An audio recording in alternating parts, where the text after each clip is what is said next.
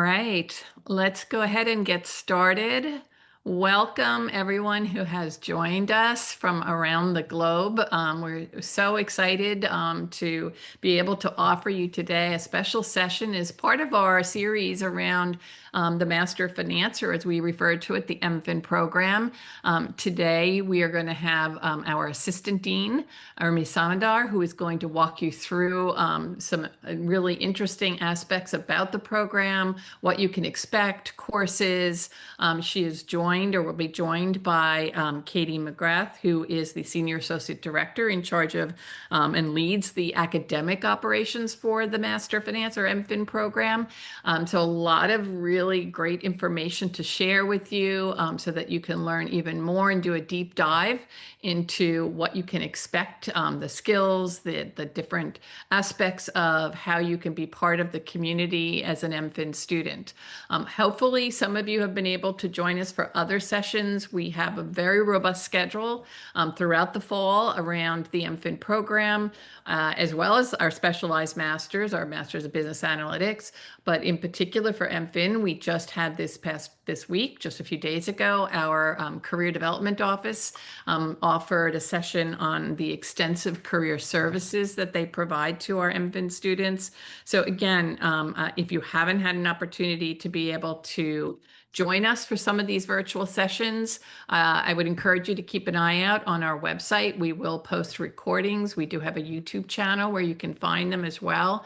And then we also have a great schedule of some in-person events. And again, we will be around the globe. And this month, in fact, I'm going to highlight that we have admissions representatives talking about the MFin program, as well as other programs who will be in Asia, as well as Europe, the UK. So definitely check out our events webpage and learn more about ways that you can further engage with us. Just a couple of quick housekeeping details. I'm also joined by my awesome colleague at admissions, Rachel. She and I are going to be behind the scenes answering your questions. Please put them in the Q&A. We will attempt to answer as many questions as possible throughout the time that Urmi is presenting. But we'll also leave some questions to be answered live at the end of the slide presentation. And hopefully these are questions that will be of interest to the general prospect population. So again, we really appreciate your patience as we get things started, and I am going to now kick it off to Urmi. Thank you, Diane. Thank you so much. And I can, first of all, welcome. This is so exciting. I know I can't see you, but I can see the number of participants going up. It's almost like a stock ticker. And we're very close to a number that's a magical number for us, which is the number of students we admit every year. So hopefully it's going to be you. Uh, so welcome. Um, Today, our goal is to focus on the curriculum, which is probably one of the most important reasons why you will be thinking about MFin. And now for all of you, you're at a stage where you're probably in your senior or junior year in undergrad, or you're working and you've been in the market for a few years and you're thinking about coming back to some of the fundamentals about the program. Or you're just curious. You're exploring an MBA. You're thinking about an MFin. So you're at the right place to learn more about our curriculum today. Obviously, a Master of Finance program is a pathway to your career success. And as Diane mentioned, we just had a session on careers specifically, but we do know that in the world of Master of Finance, there are several programs that one can consider, and we believe that we have a very unique curriculum, and I'm so excited to share that with you. So let's start with something that I'm really passionate about. I have been in MIT for almost 14 years now. I was in the industry before that. And what truly keeps me excited about the opportunities of working at MIT is truly this mission that guides the work we do. We, all the four of us here who are on the call today are excited and invested in, shaping future leaders, yourselves, in a way that is grounded in ethics, in principled innovation, in advanced thinking. And that's exciting to me. And our curriculum reflects that aspect of it. So, Master of Finance is part of a portfolio of programs that the MIT Sloan School offers. And this is actually a really unique aspect of being in an MIT class, that your classmates are not just folks who are from your own program and in your age and stage group, but from across different experience levels, parts of the world. And it really makes for a very dynamic classroom experience, which truly impacts your learning opportunities here. So let's dive in specifically to the Master of Finance program. It is an 18-month program that starts in the summer, and it has a fall term, a spring term, a summer internship, and another fall term. So that is typically the program. A handful of folks go into the 12-month program, and we can talk a little bit about what that is. Essentially, the degree requirements are exactly the same. It's just a much more compressed period of time, and it's well suited for students who either have a job or are sponsored or are very focused on what they're trying to get out of their Master of Finance. What I love about our curriculum is that it has a very strong core that stands the test of time. It was built by Professor Merton and Professor Lowe and, stalwarts in the field who understand that in order to have a master's degree in finance, there are some fundamental principles and things about the markets and tools you need to know. But the markets will keep evolving. And what you need to know to be successful in those markets will be something that we will teach through the electives. So the beauty of our program is it's a strong core that is not flexible, but the electives are, and the pathways you can create out of the program are customizable, tailored to your career interests. And that is extremely unique. The most fundamental difference about an MIT education is, I would say, this whole notion of applying what you're learning. It's part of our ethos. It's part of our motto, mens and manos, which means the mind and hand. And so action learning or application-based coursework is something that is very essential and is a required part of the MFin experience. We also have some interesting optional concentrations. You can think of it as some kind of a major, maybe, where you can drill down on certain areas of finance that you want to develop more specialized skills and knowledge in. It's also good to as a signaling tool for your career purpose. And so we have 5 of those: capital markets, corporate finance, social impact and climate finance, financial engineering, and a new one that we introduced on fintech. So that's kind of the summary at a high level on the curricular side. That's what we are focusing on today. Now, I can jump into some of these. I can go through each and every single concentration, but I won't do that. So, I talked about the fintech being a new concentration.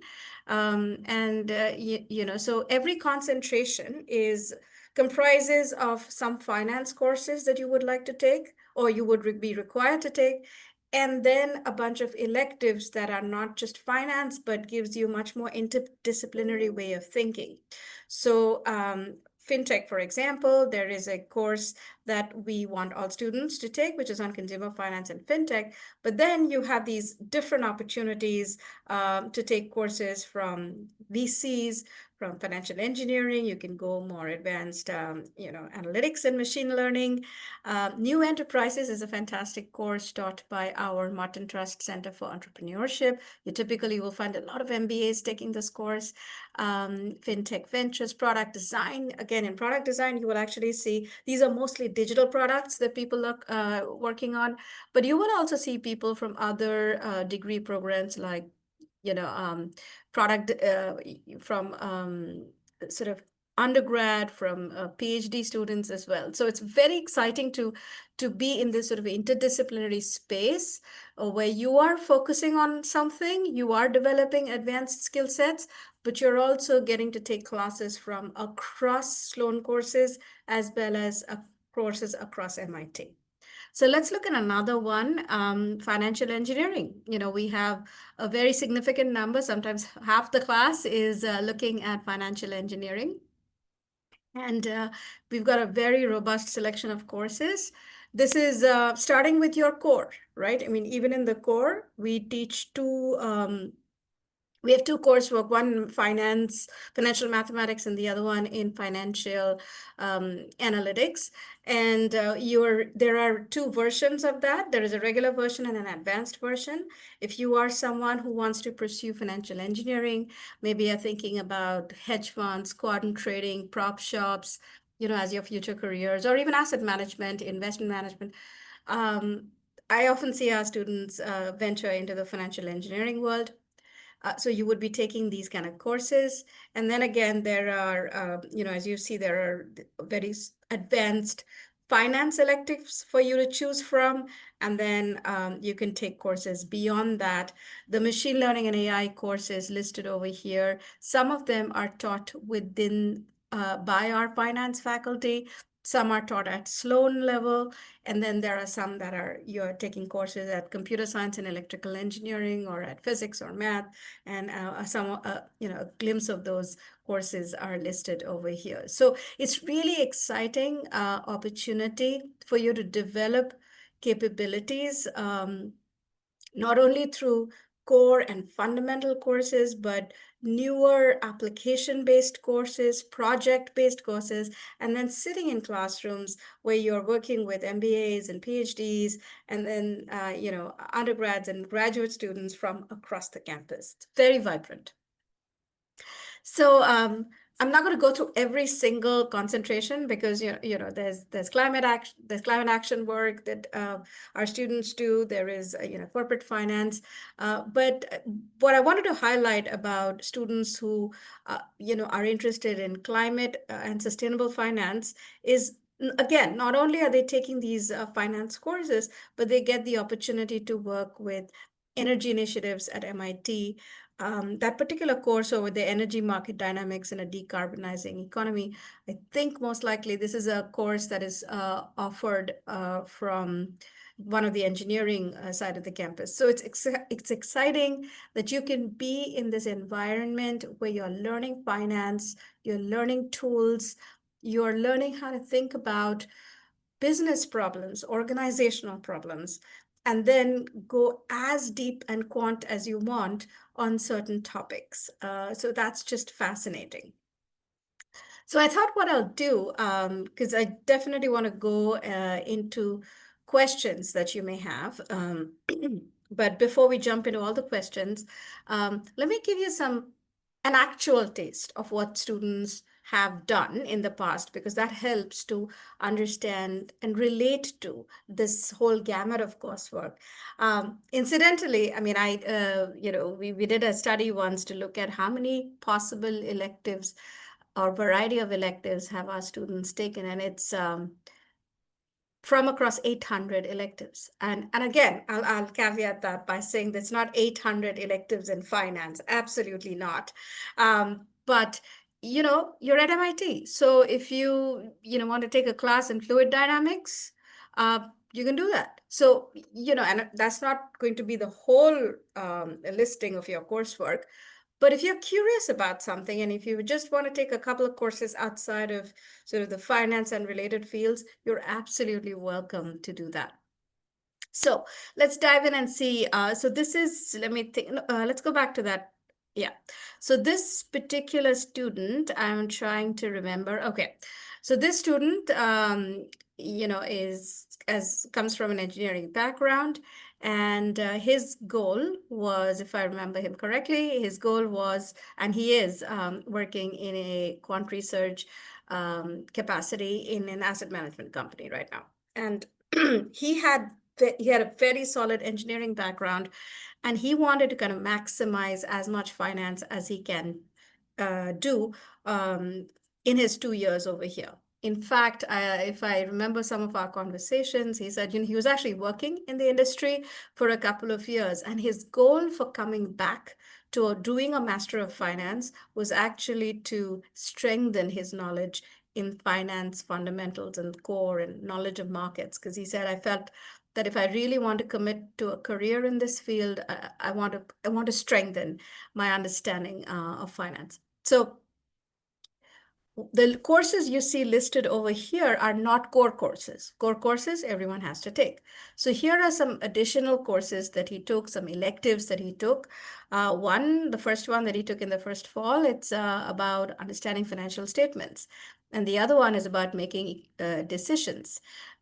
And he's right now in an asset management company, so obviously there's a lot of kind of that strategic thinking when you're using quant research into asset allocation.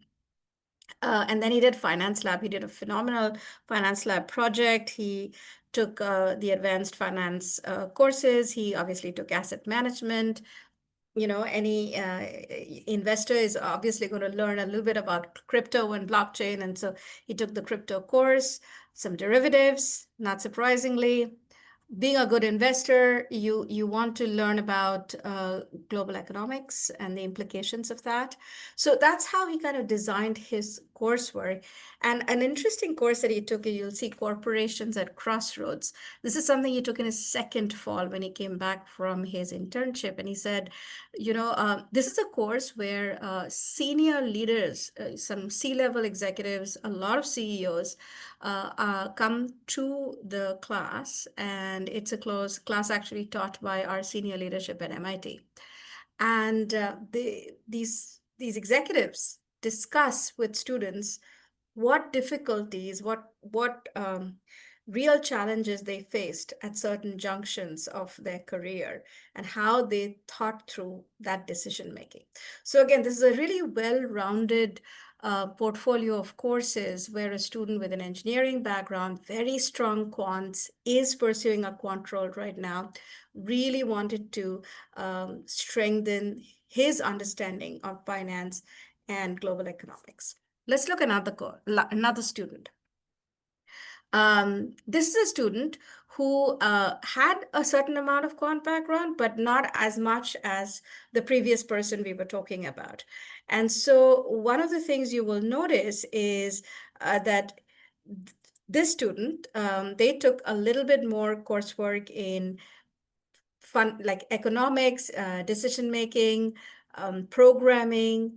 If I remember this person correctly, this person had a very strong background in economics and statistics, but hadn't done enough programming. So they actually took one of the intro courses that computer science department offers to sort of strengthen that aspect of their programming skill sets. And again, you'll see the student also took a course of leading in ambiguity.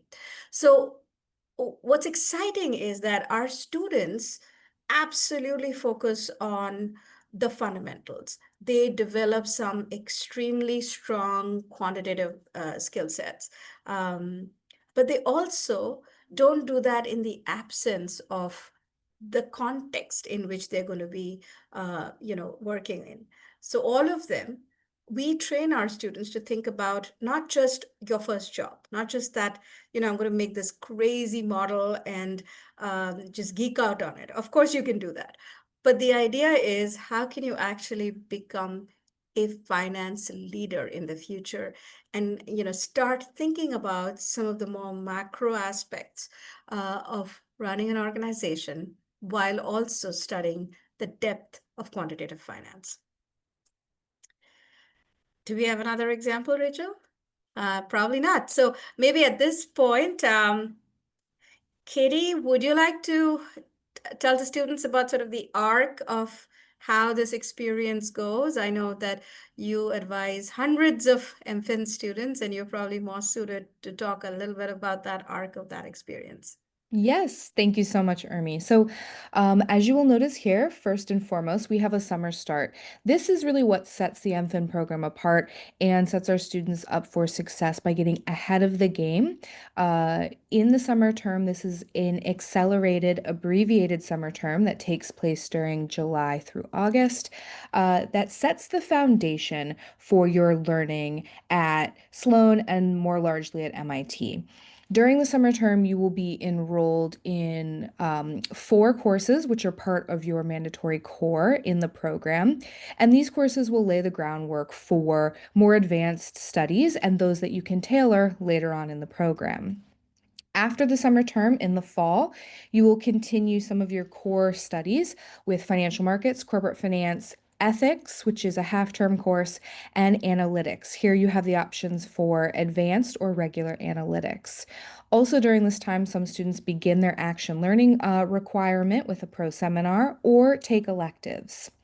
Following that, this is when students really start to dive in and curate their studies to their specific career. They do this through the type of action learning requirements that they enroll in and the projects that they are ultimately assigned to, as well as their restricted electives and the more large electives that they take at Sloan across MIT or even cross-register for at Harvard. This allows students to pursue a concentration if they like, enroll in a certificate program, or just deepen their studies in an area that might be suited for them in terms of their recruiting for an internship or a full-time position. Our unique period during January is part of IAP, which is Independent Activities Period. This is when our very popular finance lab runs. And then it goes into the spring term, which runs from February through May. After May, students in our 18-month program pursue their internships and then return in the fall for their final term. At this time, this is when students in the 18-month program would complete a communications requirement, which is really tailored to finance careers and communicating the data and the day-to-day work that you are doing, as well as finishing up their elective studies and any additional concentration, certificate, or other opportunities such as a thesis independent study they may be pursuing. Students in the 18-month program finish their studies in December and are conferred in February and welcome back to celebrate in May or June of the following year. Thank you, Katie. Thank you so much. And all of this amazing experiences is taught by our world-class faculty, comprising Nobel laureates, global experts, practitioners in the field. The one of the new courses in AI research in applications, AI and research in finance has been launched by Hui Chen and Leonard Kogan, who's our faculty director, as you can see. And again, just fantastic courses. There were several questions around how we stay on top of the trends and how we evolve our curriculum. It's one of my favorite questions to get because I love to boast about how our courses keep changing every year. We have this course list that you're going to see on our website, and while the core remains sort of more or less the same in terms of the coursework, the content changes, but new courses are constantly added. We've had, four new courses in AI and this year that have been added in sort of the intersections of AI and finance in different ways. And, one of them is being taught, it's called AI and Money, and it's being taught by Professor Gary Gensler, who was the former chair of the SEC. And the way he's thinking about the course is how the presence of AI and its influence on financial markets requires you to develop more critical thinking capabilities. On the other hand, Professor Kogan and Professor Chen has introduced an AI and machine learning research course in finance, where you're literally learning how to model various types of financial phenomena and risks using AI.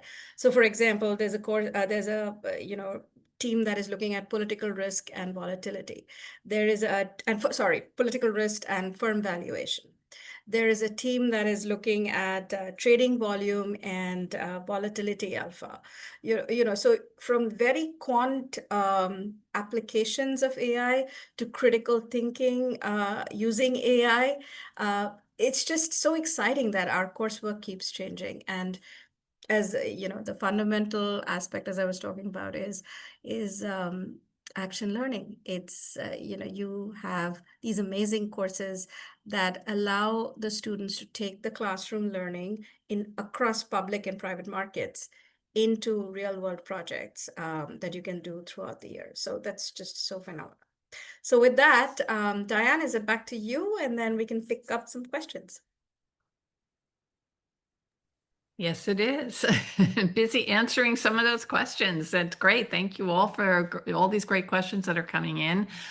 We are working very hard to get to all of them. But I know that for many of you, hopefully this has inspired you even further in hearing about the amazing courses and learnings that you'll be able to get, our faculty, all the academic resources that are also provided to our students, both one-on-one as well as collectively. There are many opportunities for you to really sit down and say, this is my plan. These are the skills or the gaps where I really think for me to be able to launch a career in finance is going to make sense. And to have those conversations, with Ermi's team is really an important part, an aspect of what we offer in addition to, of course, our career services and those advisors. So in terms of the application, I'm just going to quickly go over this because this is all available online. The application is live. First and foremost, let me just say that you can apply to multiple programs at MIT. There's absolutely no negative inference if you choose to do so. The other thing I will mention is we do not have rolling admissions. So as you can see, the deadline to apply is the 5th of January, 2026, and that's for anyone who's planning or intends to enroll in July of 2026. As a policy in terms of a standard, you should only be applying if you intend to enroll next year. That's something that is really important to think about. If you're not ready, that's fine. Then you may want to wait until a time such that you feel more comfortable and ready to take on the Master of Finance program.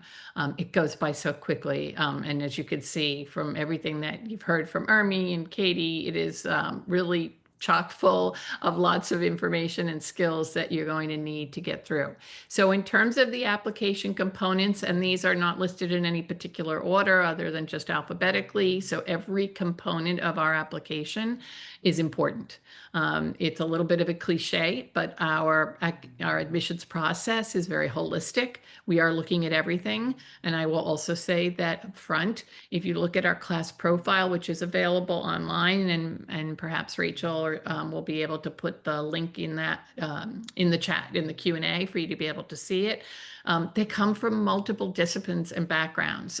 To quote one of our faculty, you don't necessarily need to come with a lot of finance coursework as an undergrad, or if you've already earned a master's degree or advanced degree. We can teach you finance. What we're really seeking are individuals who have the academic strength, the problem solving and analytical skills, who have a passion and understanding of what it might be like to pursue the field of finance.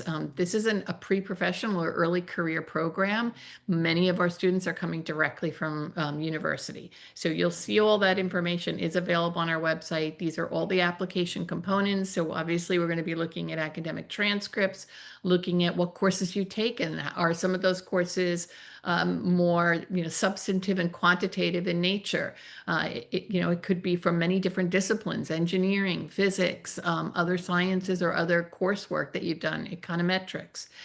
We are offering, if you'd like to submit the GMAT or GRE, they are acceptable, but they are optional. So it's really your decision and your call if you believe that providing those test scores are really going to help us on the admissions committee to get a better sense of your academic strength. And then we are looking for 3 letters of recommendation. This is all detailed out in the application itself. We're looking for 2 academic and 1 professional, meaning, presumably you've had some internship experience, so a more recent internship. We're also looking for relevant coursework. The MFin program is a deep dive into quantitative finance. A lot of the essential foundations in work such as mathematics, and we ask about this in the application, whether that be calculus, statistics, probability. These are all really ways to help you to be able to thrive in the program, given all the financial modeling and the stochastic processes and vector analyses and all the different aspects of the program that you're going to be working on.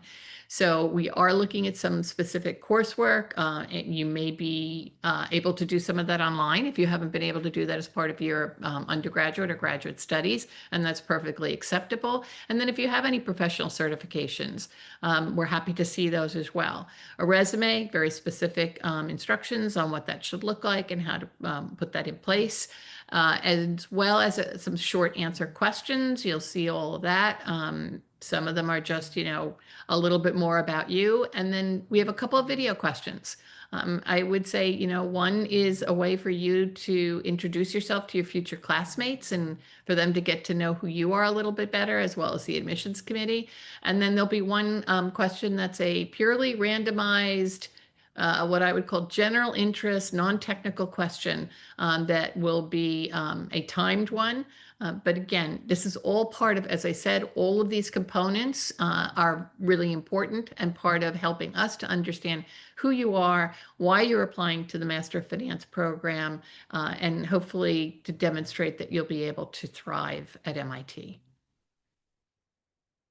Okay, so how are we doing on questions? I'm going to actually stop. This is the general email that you can certainly send questions. I believe we also have a specific one for MFin, which is on our website. And maybe Rachel, if you can just put that one in the chat or Q&A, because I know there's a specific MFin admissions email that you can send to us. And then again, if you want to scan this QR code to join us at an upcoming event, both virtual or in person, please go ahead and do that. But all of this information around admissions is available on our website and in the application.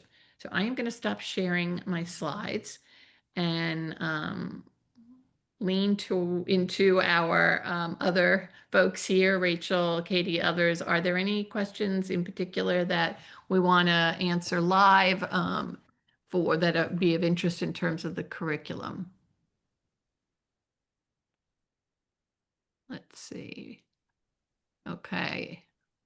Hi, Diane. Yes, I'm happy to share from both the questions that came up today as well as questions that were submitted prior to the session. There were several questions around concentrations, if you must do one, and if you can pursue more than one. So I just want to clarify that concentrations are optional. Yes, more than half of our students do end up pursuing at least one concentration, specifically because these are to help you position yourself within the job market and show how you've tailored your studies specifically to your desired career path. However, they are not mandatory. And yes, you can choose more than one. I think in recent years, we've had some students do as many as 3 concentrations. All this requires is your flexibility and dedication and working closely with your program advisor. Okay, great. Someone is asking about venture. He's interested or she is interested in venture capital post-graduation. Any suggestions on concentration in the program for following that career path? Yeah. So, before I answer that question, I want to just, piggyback on what Katie just mentioned. The concentrations and the design of the program in general, the MFin program, the design of the program in general, is to help you support your pathway, and as long as it's related to finance and related spaces.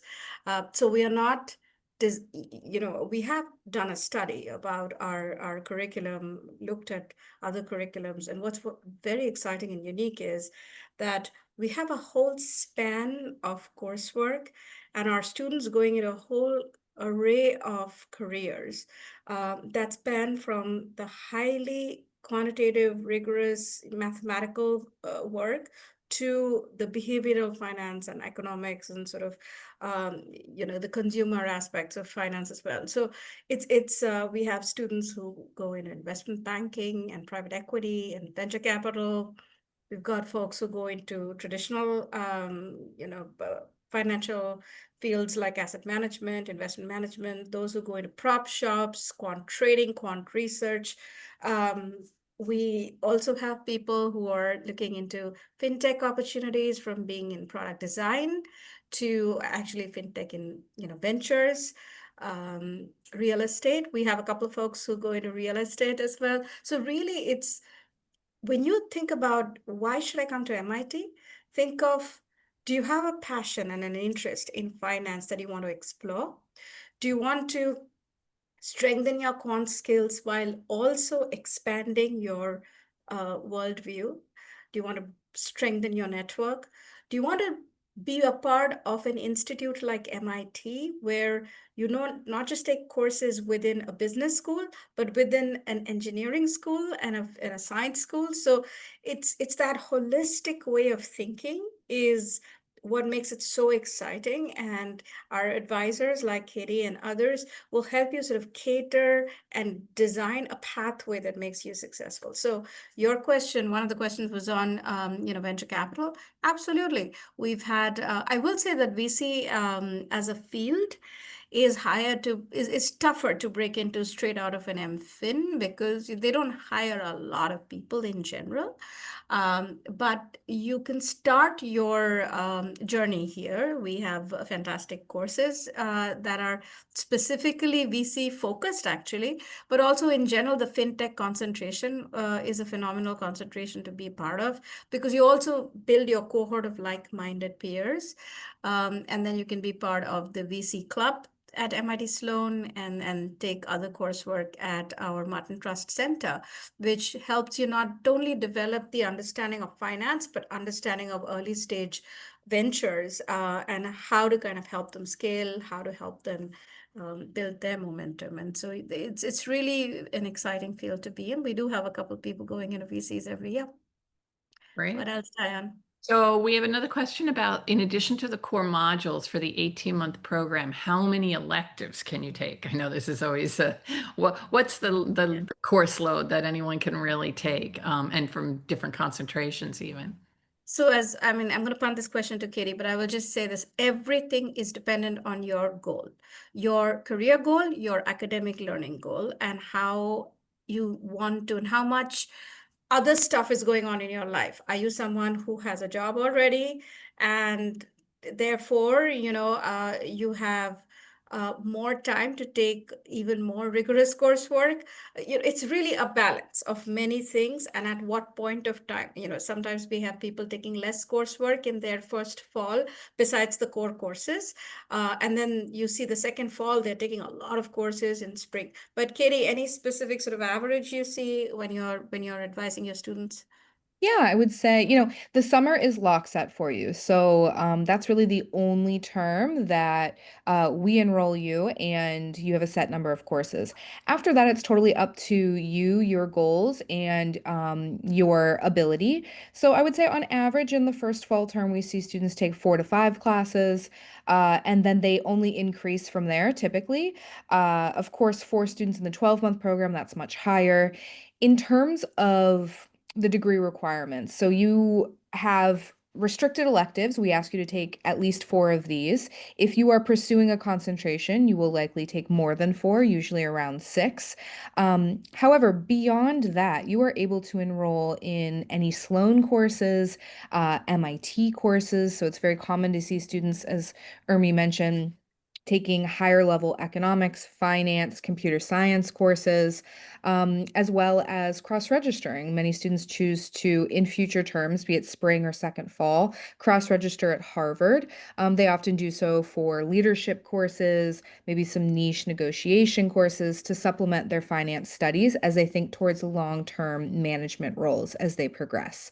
I think one of the many benefits of the program is this ability to understand what what your recruiting cycle looks like, supplement that with classes that really matter in real time. So, what do you need at this point in time in recruiting, and what will you need for your future internship or job, and tailor your schedule to that. Thank you, Katie. You mentioned the negotiation class, which I think is really important for me to mention. We have every year a good handful of students going into investment banking. And for those students, they are taking obviously corporate finance, advanced corporate finance, they're taking, valuation courses, but they're also encouraged, and many of them take courses in negotiations, in law, in organizational management, in decision making. So, these are all very, interesting ways of thinking about expanding your skill set, not just from a quantitative perspective, but a holistic perspective and interdisciplinary perspective. And while I'm on the topic of investment banking, you're going to hear me say this many, many times, but if you are interested in pursuing an investment banking internship, you must be looking into those opportunities by, early during winter. So January, February are often the deadlines. And so this catches our students in surprise. It's basically even before we've given decisions about MFin.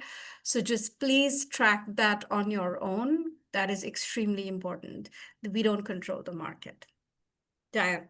Yeah, no, great. So we did have, I know, I think, are we running short on time here? So I want to make sure there's a lot of questions about the application. Can I just say to all of you, we have many info sessions that are already posted, recordings of them that are more specific to the application and admissions process. Encourage you to take a look at those.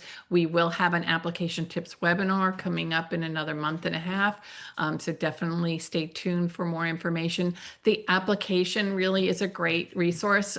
We have a lot of details and instructions, and it's very, for the most part, should be pretty clear about what we're looking for and what's required. So please just read through those, but we are here to help. Please email that MFin admissions email address if we don't get to some of your application questions today. I want to take the time that we have with Ermi and Katie to really focus on more of the core, the curriculum itself. So I think maybe as a closing question, there is one about what are the common traits you see among the most successful students in the program? Thank you for asking that, and I'm sure Diane will say more in future sessions.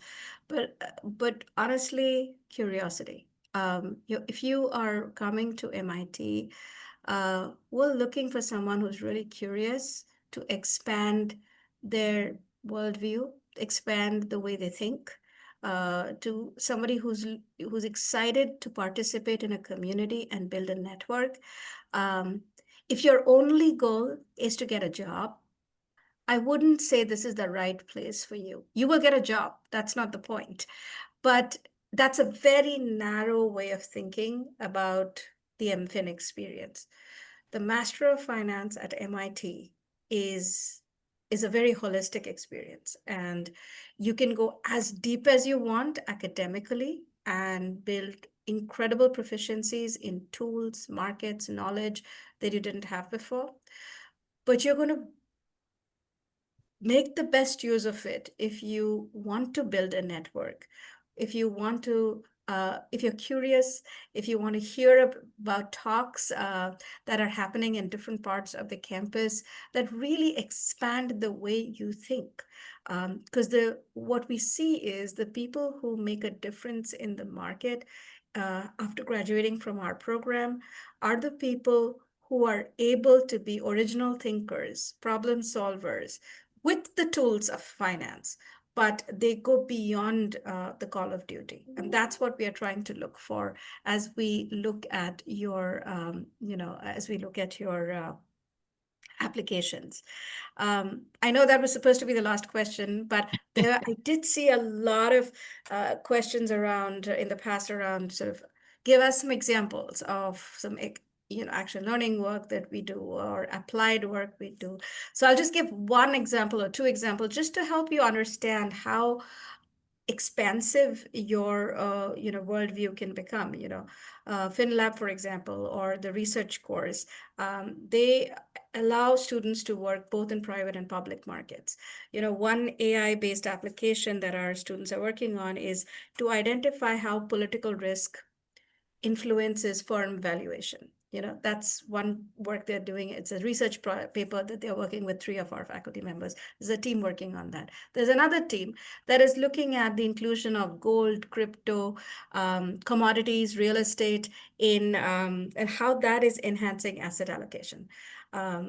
They're trying to hedge against inflation. They're trying to reduce portfolio volatility. They're looking at long-term growth. So that's a very different type of an application that folks are looking at. There's another team that worked on long-term, sustainable housing. So, and then of course there's a whole bunch of folks who are working on pitch decks, valuation models. So it's really a very exciting, vibrant place where you learn with amazing like-minded peers, but then you go into a world where you have so many people from different backgrounds, different parts of the world taking classes with you. You have very foundational courses, very advanced courses, critical thinking courses, teamwork, a place that is passionate about problem solving and about making the world a better place. That's what's MIT about. And so you have to be excited about that vision and come here for that purpose. Great advice. Thank you, Urmi. Thank you, Katie. Really great to hear all about all the amazing things that students will learn as part of being in the MFin program. So again, thank you to all of you who have joined us today. As I said, please, we are here. Admissions is here to help you. Do not hesitate to send those emails if we've missed a question or two, and particularly about the admissions or application process. I'm happy to answer those for you. So with that, I'm going to say again, thank you, and great to see everyone.